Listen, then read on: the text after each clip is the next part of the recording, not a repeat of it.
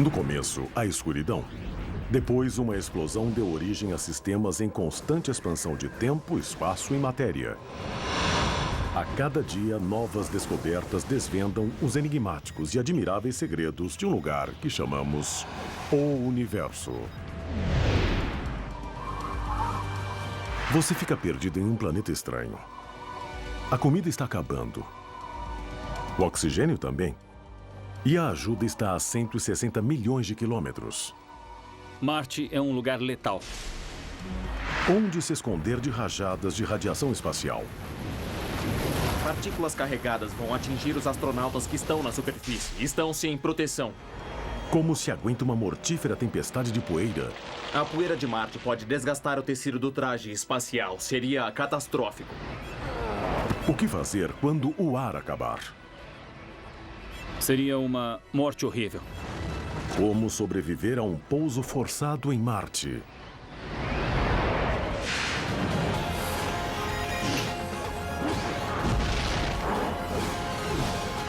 O Universo.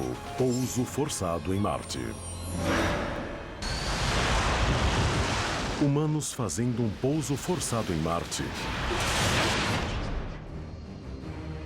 Lutando para sobreviver em um mundo hostil. Sempre foi um tema favorito de filmes de ficção científica. Muita coisa dá errado.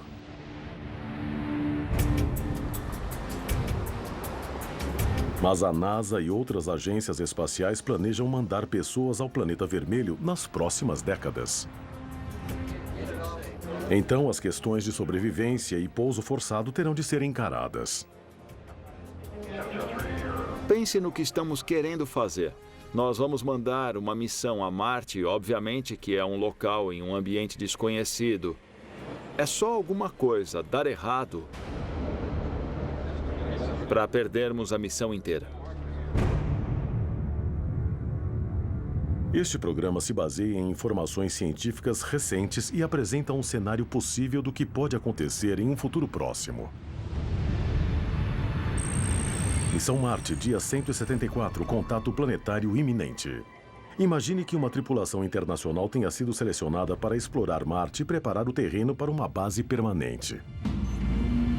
Em velhos filmes, a tripulação era valente, habilitada e eficiente. Bem, nisso, os filmes acertaram. No fim, o que vale quando se lida com um pequeno grupo de indivíduos de uma tripulação, não muita gente, mas um pequeno grupo, cada indivíduo que se seleciona tem uma importância fundamental em todo o contexto. Quem você mandaria a Marte? Não um cara que fosse pau para toda a obra, um generalista, não um perito em nada. O que você tem que fazer é levar peritos em várias áreas na tripulação. A habilidade mais importante da tripulação é a mecânica. Eu levaria 2 dos 4 membros da tripulação, selecionada por sua habilidade de consertar coisas. Depois dos mecânicos, a habilidade mais importante da tripulação é a de cientista de campo. Gente qualificada para seguir pistas geológicas para achar fósseis ou lugares onde pode haver água. Em Jornada nas Estrelas, 2 Scotts e 2 Spocks. Mas numa coisa, os filmes erraram. 2, 1... A ideia de que humanos voarão a Marte em uma única espaçonave. Ao contrário de velhos filmes de ficção científica, é bem mais barato e mais eficiente mandar os vários foguetes para Marte com diferentes materiais. Se tentarmos colocar tudo em um só foguete, ele teria de ser um foguete enorme, provavelmente com motor nuclear, e há muitos tipos de perigo e problemas associados a isso. Em cenários mais realistas, astronautas marcianos aterrissarão e morarão em módulos separados. O módulo de habitação será a casa deles durante os 18 meses da missão na superfície de Marte. Eles viajarão em um veículo pressurizado que fica com eles no módulo. Um veículo menor para viagens mais curtas foi pré-posicionado no local da aterrissagem, junto ao veículo em que os astronautas voltarão para casa, o Veículo de Retorno à Terra, ou VRT. O VRT não fica só esperando os astronautas, ele usa recursos de Marte para fazer combustível de foguete e ar respirável.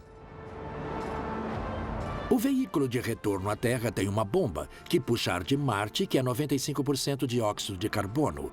E podemos fazer reagir o dióxido de carbono com uma pequena quantidade de hidrogênio que trouxemos da Terra para produzir boa quantidade de metano e oxigênio. A tripulação de 4 astronautas desce em Marte, perto do VRT, e usa sua habitação como laboratório e base de exploração.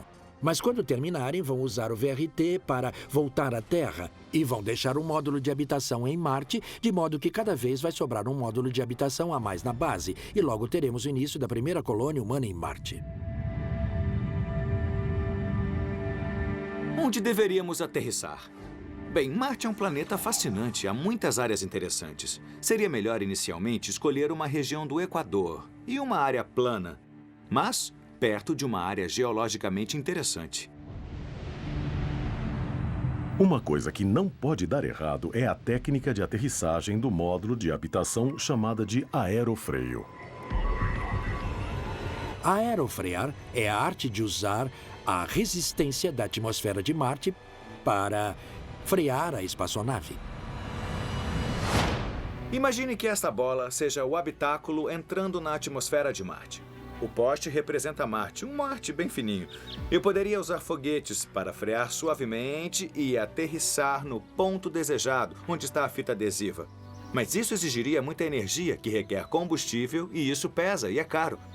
Em vez disso, podemos deixar a atmosfera de Marte diminuir a velocidade do módulo. Vejam que a bola está mais devagar e só pertinho do final, já perto da superfície. Aí sim ligaríamos retrofoguetes e usaríamos um balão como paraquedas para irmos ao local desejado assim. O perigo é que se o ângulo de entrada estiver errado ou se a velocidade estiver muito alta, o atrito pode superaquecer o escudo de calor ou aeroescudo e o módulo poderia queimar como um meteoro na atmosfera marciana. Ou então, uma avaliação ligeiramente equivocada pode levar a aterrissar mal ou no local errado.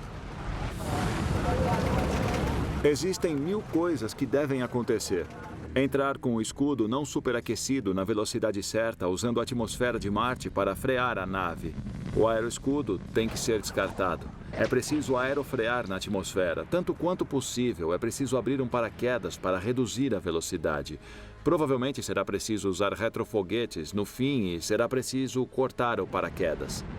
É extremamente difícil, das coisas mais difíceis de serem feitas.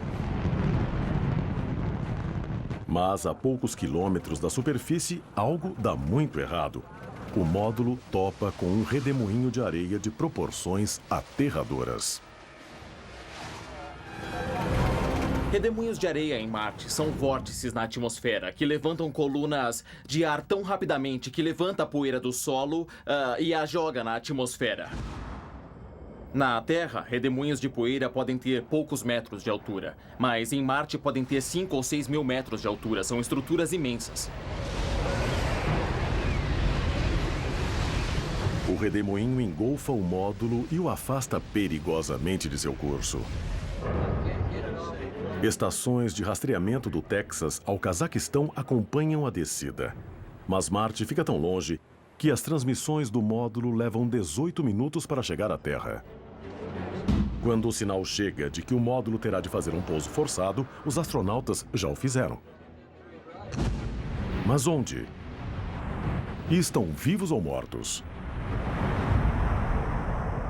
Só há uma coisa a fazer no lançamento e uma coisa a fazer na aterrissagem, que é rezar.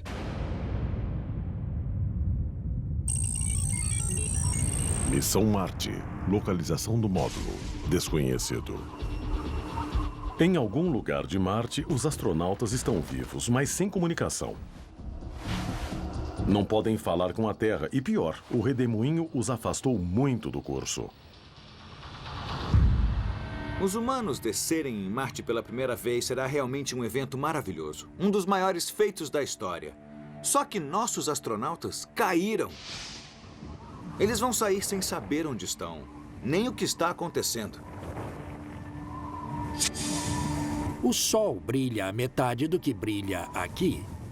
A intensidade da luz solar no equador marciano é mais ou menos o mesmo do que na Noruega, na Terra, ou no Alasca. Na sombra, tudo em Marte é de uma cor marrom, amarelo, avermelhada. E só as coisas sob a luz solar direta mostram sua cor mais real, porque a luz se reflete no ambiente de partículas avermelhadas de poeira. O cenário é maravilhoso, mas eles não terão tempo para apreciá-lo, porque têm que descobrir onde estão, como se colocarem em segurança e o que fazer. Como você descobre onde está em Marte sem a ajuda de instrumentos? Nossos astronautas do século XXI vão recorrer a uma técnica antiga: navegação celeste. As luas de Marte, Phobos e Deimos estão em órbita equatorial. Então, o ponto em que se levantam é pleno leste e onde se põe é pleno oeste. Em seu zênite, na proporção de seu eventual desvio vertical, você pode ler quanto afastado está do equador, a hora do nascente e do poente, comparadas a uma tabela que você pode ter em seu computador, dará a longitude. O resultado é chocante. Eles pousaram na parte leste do maior cânion do Sistema Solar. Descoberto em 1971 pela sonda Mariner 9 e batizado com o nome Valles Marineris, o cânion fica pouco ao sul do equador de Marte. É várias vezes mais profundo do que o Grand Canyon e tem um comprimento de mais de 4.000 quilômetros. Os astronautas estão a centenas de quilômetros do veículo de retorno à Terra. E não é só isso. O módulo de habitação está perdendo oxigênio em nível crítico e não pode ser reparado. A tripulação pode estar morta em dias.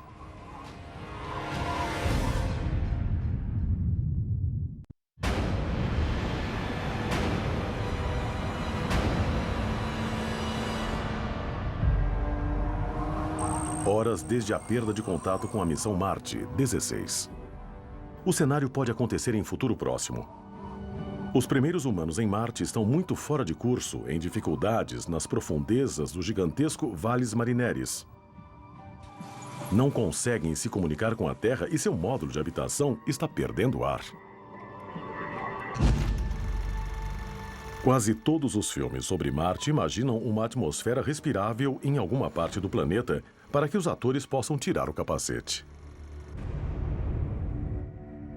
Mas, na verdade, a atmosfera de Marte é 95% de dióxido de carbono e é tão rarefeita quanto a atmosfera terrestre a 30 mil metros de altura. Uma coisa que sempre me surpreende é como nós gostamos dessa visão romântica de Marte.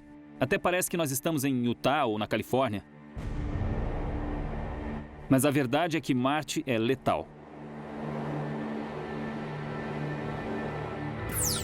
Os astronautas têm uma chance e vão usá-la. Vão montar o veículo pressurizado que tem suprimento de 3 semanas de oxigênio. Um veículo pressurizado é uma espécie de trailer. É possível viver nele. É pressurizado, você fica em mangas de camisa, não precisa usar traje espacial enquanto dirige ou trabalha nele. Valles Marineris, comunicação restaurada. O veículo funciona bem assim como o sistema de comunicação. Os astronautas ligam para dizer que estão vivos. Se algum componente falhar ou se der algo errado, há uma reserva para que a missão não fracasse. Então a redundância pode ser uma boa coisa, porque se destina à eventualidade de uma falha, podemos dizer. Mas as conversas não são muito fluentes, como foram nas missões Apollo. Muito bem, pessoal. Agora eu vou começar o reconhecimento da área. Imagine que esta bola represente a mensagem. A conversa entre um astronauta na Lua, eu, e o controle da missão em Houston, Texas.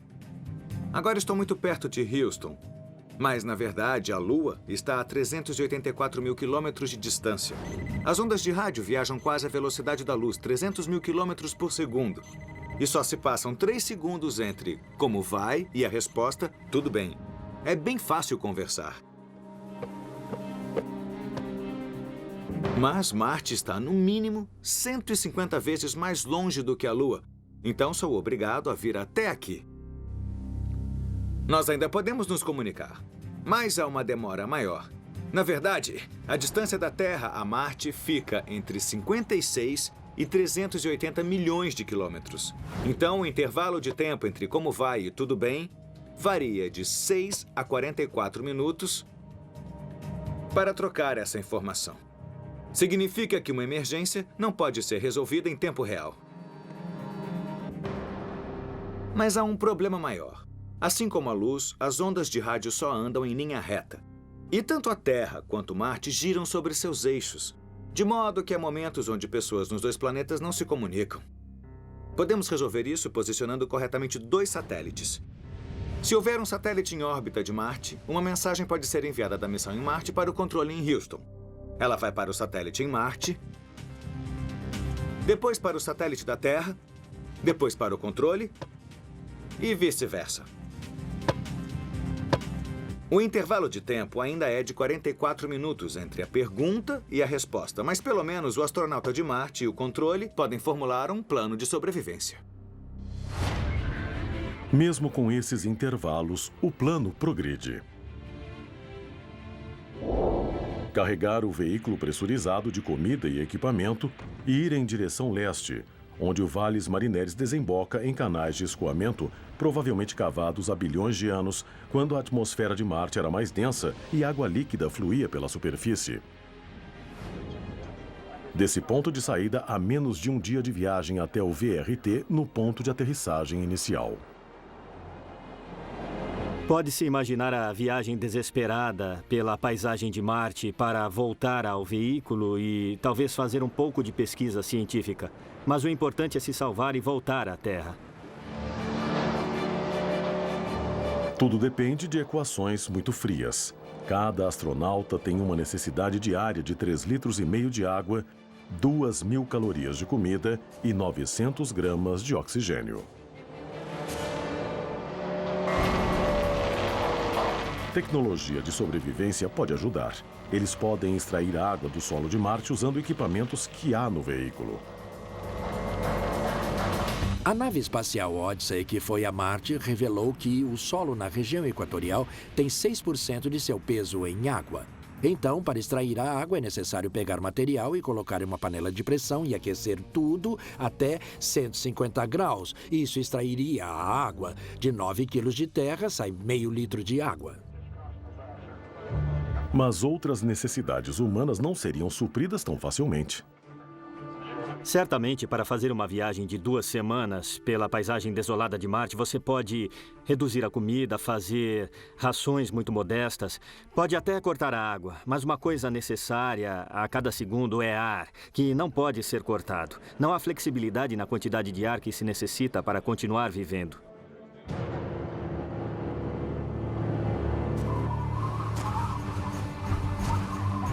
Apesar de terem de chegar ao VRT, há ar suficiente para fazerem várias AEV, ou atividades extraveiculares. Uma das razões de mandar gente para Marte é para fazerem atividades científicas. Então, podemos imaginar que coletem amostras para analisar, que tentem entender o ambiente quando as rochas se formaram, coisas assim. Os astronautas podem usar muitas ferramentas, martelos, lupas, espectrômetros de vários tipos, máquinas de análise química. Provavelmente teriam um laboratório móvel no veículo para poder analisar o material coletado, sua composição e propriedades. Há várias teorias para explicar como o Valles Marineris foi criado. Ainda não está bem claro como essa estrutura nasceu, mas muito provavelmente vários processos ocorreram. Acho que estar no chão e fazer geologia de campo é essencial para compreender os processos que esculpiram um acidente geográfico complexo como o Valles Marineris. Não é uma coisa simples. O vale não foi criado só por uma rachadura na terra, não foi só um fluxo líquido. Foram diferentes processos agindo em momentos diferentes, formando camadas superpostas, como se fosse um livro. Para ler o livro, você tem de estar presente e virar as páginas. O Valles Marineris tem grande variedade de segmentos. Há locais no meio onde há 1, 2, 3 e até 4 canyons paralelos, com elevações e descidas, elevações e descidas. E depois, na extremidade oriental, parece que a água veio varrendo uma área que ficou caótica. Inundações catastróficas podem ter acontecido. Haveria vida nessa água? Poderiam as amostras de rochas coletadas ter evidências de alguma bactéria fossilizada? Marte já foi um planeta quente e úmido, e temos certeza disso porque há características de erosão por água em sua superfície. Para procurar fósseis ou vida, deve-se procurar em locais onde a água fluiu ou então se acumulou.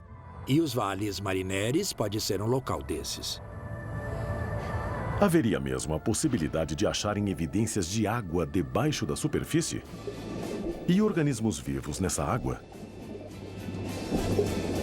Será que a vida se forma onde o líquido for estável? Poderá haver uma chance em 1 trilhão de uma ocorrência levar à vida? Teria havido uma segunda gênese em Marte? Acho muito possível haver atividade bacteriana em Marte. Mas isso é muito incerto. É uma questão científica muito interessante. Eu acho até que é a pergunta mais intrigante da ciência do Sistema Solar.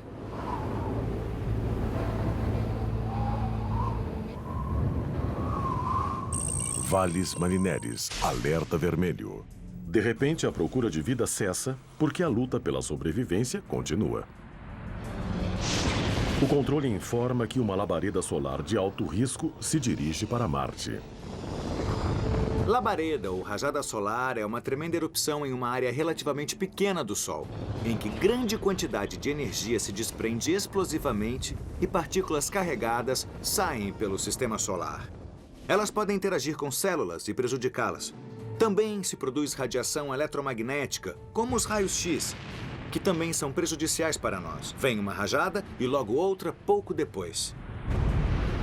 O campo magnético da Terra nos protege dos efeitos das labaredas solares, mas Marte perdeu seu campo magnético há 4 bilhões de anos. Depois da labareda solar ser vista pelas pessoas da Terra, os astronautas em Marte terão de ser avisados. Nós não podemos avisá-los dos raios eletromagnéticos, porque nosso sinal de aviso viajaria na mesma velocidade desses raios. Mas podemos avisá-los do ataque das partículas carregadas, que viajam no máximo, talvez, a metade da velocidade da luz.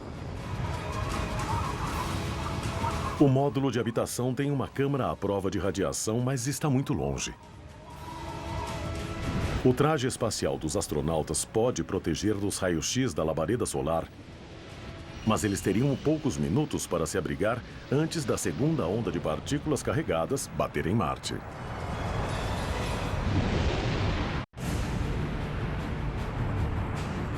Se uma futura missão a Marte fizer um pouso forçado, os astronautas terão de enfrentar mais do que a rude paisagem do planeta. Minutos para a labareda. Uma labareda solar de prótons carregados seria muito mais perigosa em Marte do que na Terra. Marte não tem um campo magnético como a Terra, então as partículas altamente energizadas e as partículas carregadas bateriam direto na superfície e em qualquer astronauta que estiver aí. Eles não estariam protegidos dos perigosos raios e partículas, mas na Terra estamos protegidos por seu campo magnético. Muitos efeitos ruins seriam causados pelas partículas batendo diretamente nos astronautas na superfície. Aumento das chances de câncer ou outras doenças, males decorrentes da radiação ou da intoxicação. Os astronautas da estação espacial já devem ter sido avisados para se esconderem em câmaras especiais que os protegem das partículas carregadas e da radiação vindos de uma labareda solar. Para os astronautas, no meio do Valles Marineris, o único abrigo possível é o veículo pressurizado. Mas o que protege o veículo pressurizado da radiação não é chumbo. São os pacotes de comida que recobrem as paredes e os próprios dejetos dos astronautas. As fezes contêm hidrocarbonetos, e hidrocarbonetos contêm hidrogênio. E o hidrogênio é um ótimo absorvente de radiação. O hidrogênio em forma de comida, antes de ser consumida, vai ajudar a proteger você de parte da radiação que certamente, depois de consumir a comida, você terá de colocar suas fezes em sacos plásticos selados e de volta na parede do veículo para proteger da radiação. Para se sobreviver no espaço, quase nada pode ser desperdiçado. Nem mesmo lixo. Com a crise imediata sob controle, a ida para o VRT prossegue. Mudança no plano da missão. Então, algo inesperado acontece. Comandante, Houston, tomamos uma decisão. Os astronautas votam e mudam de plano. Em vez de usar o VRT para voltar à Terra 500 dias antes do esperado, eles querem ficar e completar a missão. A equipe do Centro Espacial Johnson teria muito menos informações das circunstâncias da tripulação e de todas as opções que a tripulação pode ter. Então, eu acho que a missão Marte teria de ser comandada de lá. E em vez de termos um controle da missão, teríamos um suporte à missão. O novo plano dos astronautas é chegar até o VRT e usá-lo em lugar do módulo como base de operações. Ele é bem menor do que o módulo, mas tem baterias de energia e pode produzir oxigênio. Então, a tripulação poderia mesmo ir para a VRT, viver e trabalhar ali. Canal de escoamento do Valles Marineris. A confiança dos astronautas na sobrevivência aumenta quando alcançam o canal de escoamento na ponta oriental do Valles Marineris. Há suficiente comida, água e ar para poderem se dirigir ao VRT. Então, um astronauta vê algo estranho.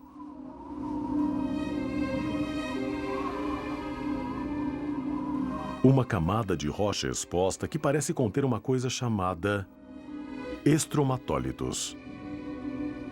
Na Terra, tivemos bactérias, e não só individuais, mas bactérias que formaram colônias e que criaram rochas chamadas estromatólitos. Podemos dizer que elas são o equivalente a recifes de coral, onde pequenos organismos constroem algo maior. Seria uma coisa lógica procurar isso em Marte. Estromatólitos na Terra dão o tipo da evidência que esperaríamos ver em Marte, não nessa forma exata, mas em princípio. Estromatólitos eram uma espécie de faixa de algas e depois materiais como silicatos se formaram e originaram estruturas microscópicas que foram preservadas. Se algo assim acontecesse em Marte, teríamos um meio fácil para determinar que realmente houve vida ali. Muitos filmes de ficção científica se baseiam na ideia de que vão encontrar evidências de civilizações avançadas em Marte.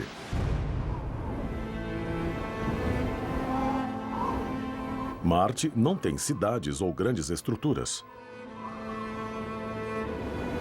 Mas os astronautas poderiam achar evidências de vida em Marte. Mesmo que fossem só fósseis de bactérias. Com as amostras de rochas carregadas, o veículo tenta avançar.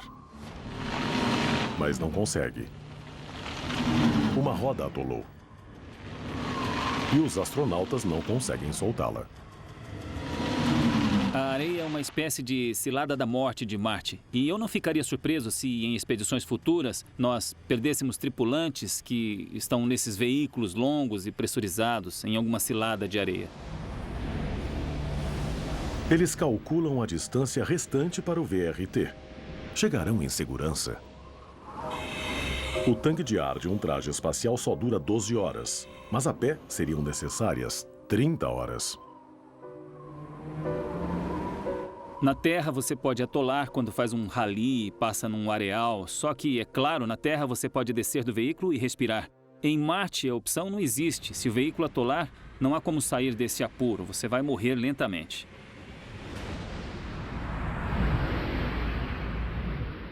Canal de escoamento do Valles Marineris.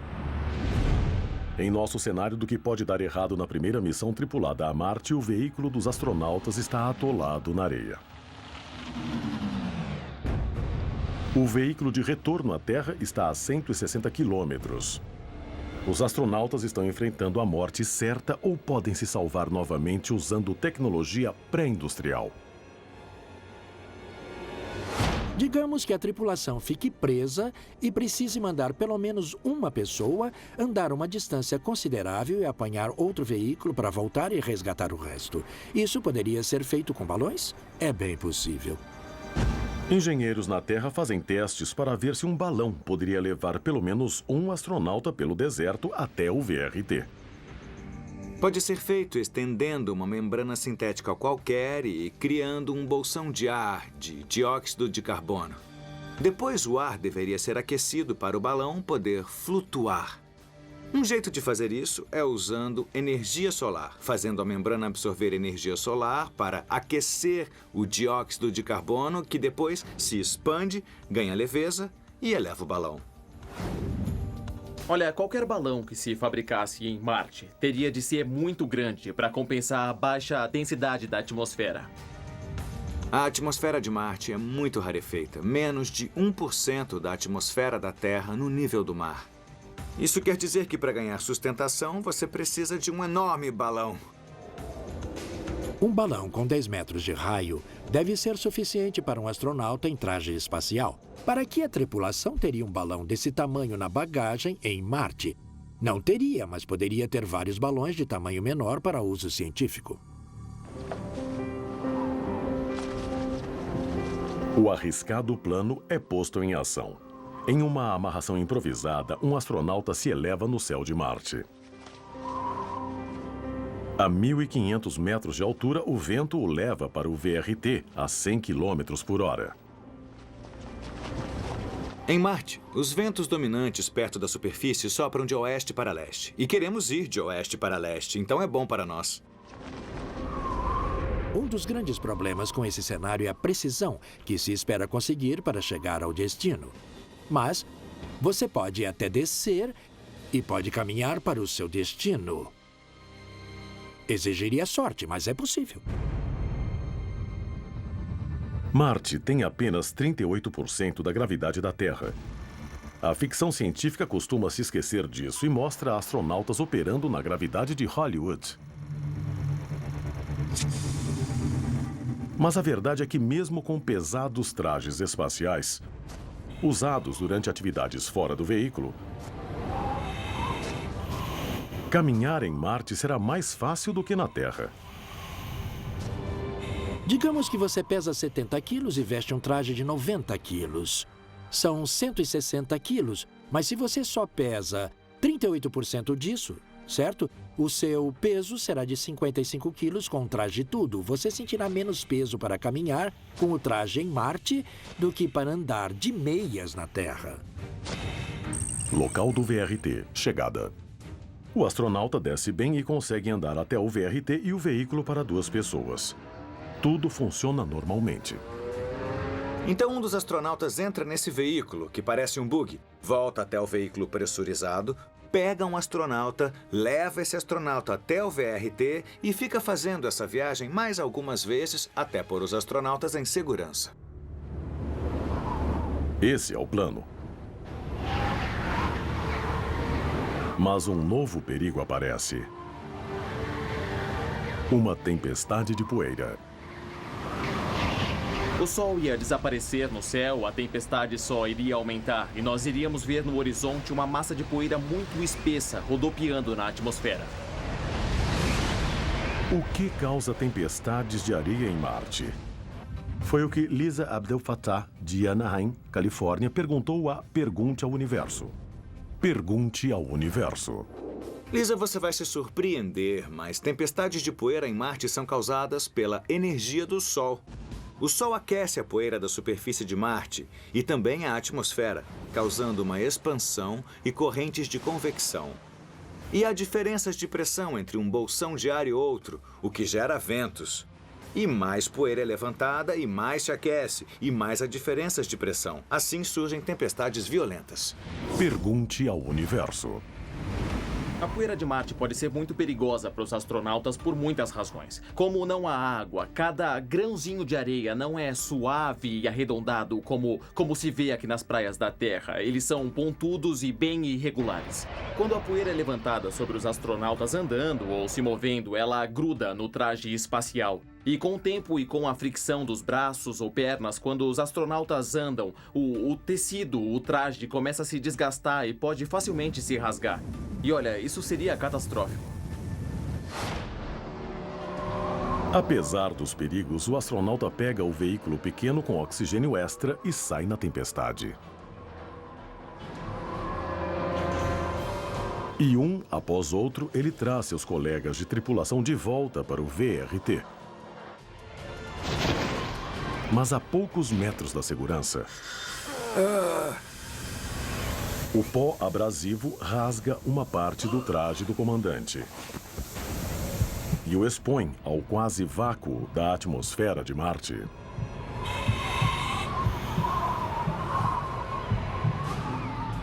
Se por acaso o traje espacial furar, vai haver uma violenta descompressão quando acontecer o furo e só restarão poucos segundos de consciência para a pessoa se dar conta do que está acontecendo. A pessoa ficaria muito mal. É mais ou menos como subir depressa demais de um mergulho na Terra. Seria uma experiência dolorosa. Um problema de descompressão é sempre sério e letal. Seria uma morte horrível, apesar de muito rápida. A menos que os colegas de equipe façam algo imediatamente, o comandante será o primeiro cadáver em Marte.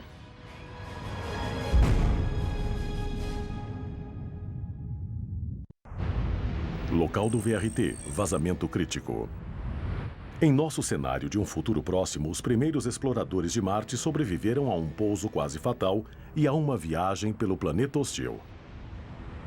Mas agora, uma tempestade de poeira abrasiva causou uma perfuração no traje espacial do comandante da missão.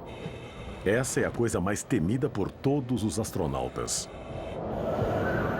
Você tem 10 ou 12 segundos antes de perder consciência. Seria melhor expirar rapidamente, esvaziar os pulmões, ou eles vão se expandir e se romper. 12 segundos depois de o traje furar, o comandante está inconsciente e sua pele está ficando azul. Os colegas de equipe têm menos de 90 segundos para levá-lo à cabine pressurizada do VRT e administrar oxigênio antes que a circulação do sangue cesse e seus órgãos entrem em falência. Depois de perder consciência, é melhor torcer para que alguém lhe dê oxigênio em menos de 1 minuto e meio. Se não acontecer, você vai morrer na certa. Mas se acontecer e você começar a respirar de novo, normalmente ao acordar, não haverá nenhum efeito colateral ou consequência grave. O comandante sobrevive praticamente no limite. Apesar dos ferimentos, ele vai se recuperar bem.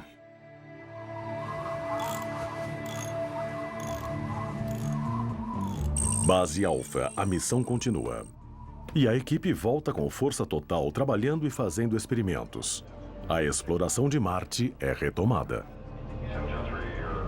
Marte, para mim, vai desafiar qualquer experiência expedicionária que nós já tivemos na nossa história. Vai exigir o melhor que pudermos aprender de expedições passadas. As missões Apollo, as missões na selva, as missões na América do Norte. Marte é um lugar super desafiador, é implacável. Aqui na Terra, quando algo dá errado, assumimos que não vai faltar ar para respirar e água para beber. Em Marte, se algo der errado, a situação fica automaticamente mais séria.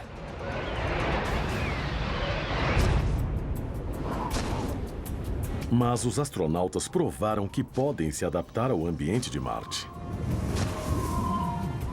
Como exploradores polares, eles se protegem de temperaturas muito baixas. Como exploradores dos desertos, aprenderam a viver com a poeira sempre presente.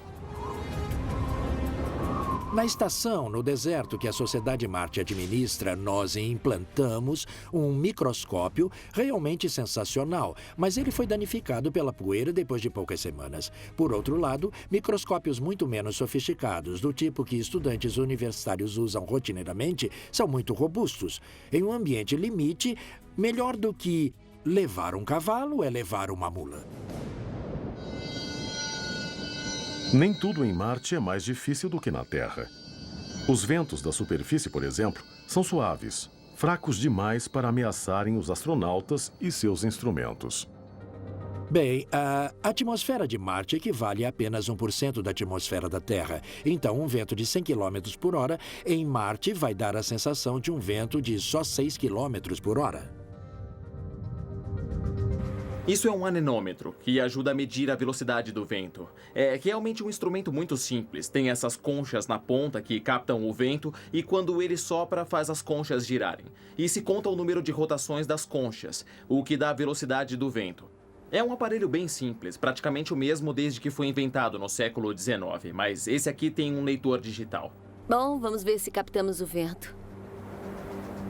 Opa, tá aí, olha, uma rajada. Como a atmosfera é muito menos densa e você tem menos moléculas de ar batendo no anemômetro, um vento de 30 km por hora em Marte vai dar a sensação de um vento de 3 km por hora na Terra. Como se vê, um vento dessa velocidade, por exemplo, mal desmancha os cabelos. Se isso acontecesse em Marte, um vento similar, para dar o mesmo efeito, teria de soprar a 110 km por hora, velocidade de muito furacão, forte, é. né? Os astronautas se adaptaram bem a Marte. Extraíram água da superfície e usaram o solo para produzir comida. Em termos de comida, o que pode ser cultivado mais facilmente são folhas, por exemplo, alface. Com o tempo, você vai poder cultivar batatas, uma fonte de carboidratos muito produtiva por metro quadrado cultivado. Há um ano em Marte, 4 humanos lutaram para sobreviver. Mas agora estão fazendo o planeta progredir.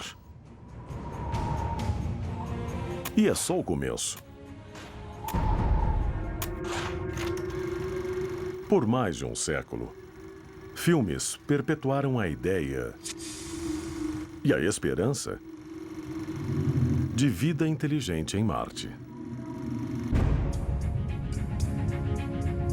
Não há, ainda, mas em algum ponto no futuro deste século, 2 pessoas podem vir a gerar o primeiro marciano. O que pode ser o primeiro de muitos mais. Nós seremos os marcianos. Mas isso é futuro. Para a primeira missão, o tempo está se esgotando. Marte Base Alpha começa a volta para a Terra. A Terra e Marte estão no alinhamento certo para a volta à Terra. Os astronautas não veem a hora de mergulhar nas águas quentes do Oceano Pacífico. Ao regressarem para a bola brilhante azul que paira no meio da escuridão estrelada, outro risco de luz já segue no sentido oposto. Marte, Missão 2 Dião. É a segunda missão tripulada que se dirige ao encontro de outro VRT previamente posicionado. Há muitos riscos associados a uma missão humana para Marte, mas se olharmos a história da humanidade, uma coisa é certa, nada grandioso foi realizado sem riscos. E nada grandioso foi conseguido sem coragem. Se mandarmos humanos a Marte em nosso tempo, se ao menos lançarmos essa pedra fundamental, o que está ao nosso alcance daqui a 500 anos, haverá novos ramos de civilização humana em Marte e em outros mundos. É o nascimento do futuro.